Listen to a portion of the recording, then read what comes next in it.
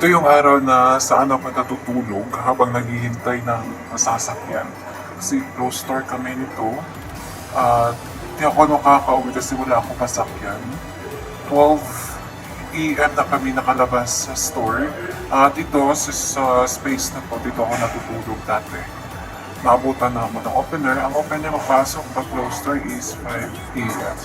At dito sa space na to. Tapos yung mga kasama ko, dito kami nagdala-dala kami ng karton, dito kami natutulog, naghihintay ng masasakyan.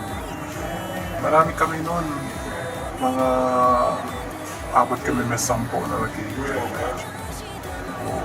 Kailangan namin makauwi kasi may pasok pa kami early in the morning sa 30, so 3 hours na lang ang tulog namin.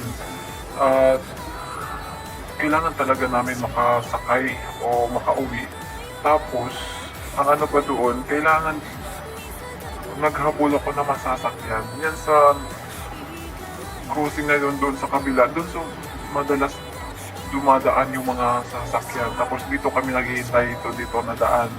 So kailangan ko habulin. Yung tipo na hahabulin mo yung sasakyan pero hindi mo maabutan. Hanggang dito na lang. Maraming salamat.